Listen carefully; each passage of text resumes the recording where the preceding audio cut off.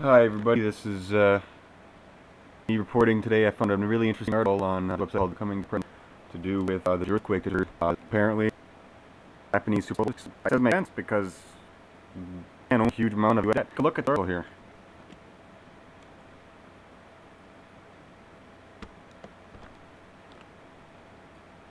Yeah, that earthquake was pretty bad.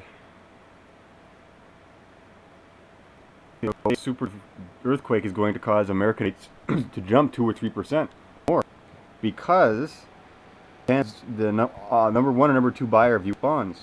Can't they? You can question them. Can't they cash a load of them in to redeem for reconstruction cash? Well, if they die, the Americans will default on the bonds because they are bankrupt. The U.S. doesn't have the money. This eventually could lead to a flash collapse of the U.S. economy, and the U.S. economy would fall.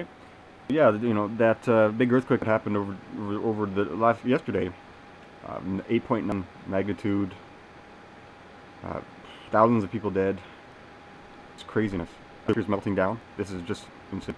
Japan, if you look right here, Japan holds enormous amounts of American debt. About a trillion. So they will want these hundreds of billions of dollars back right now. Begin rebuilding its infrastructure and industry. If you were Japan, you'd probably do the same thing.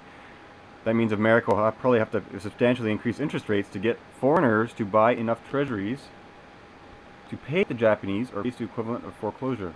When those interest rates jump, you will see U.S. loan and mortgage rates you'll see them rise. Something tens of millions of Americans with mortgages, credit card debt, and other bills cannot afford to pay. This happened in the 80s, if anybody remembers that, 30 years ago. Big double-dipped recession then. Interest rates went to double digit. So this Japan earthquake will hit us with a financial tsunami that may cripple America for years or decades to come. If Japan does cash in its U.S. treasuries, quantitative easing number 3 is a real possibility in the fall, and the U.S. takes another step down. Trying to understand why the yen is so strong this morning, Michael Davis said he's been reading much about the Japanese repatriating their currency. If Japan needs to say $1 trillion to half a trillion to $1 trillion to deal with the catastrophe of the earthquake, wouldn't one of the first moves be to sell U.S. treasuries? Since that's the biggest event.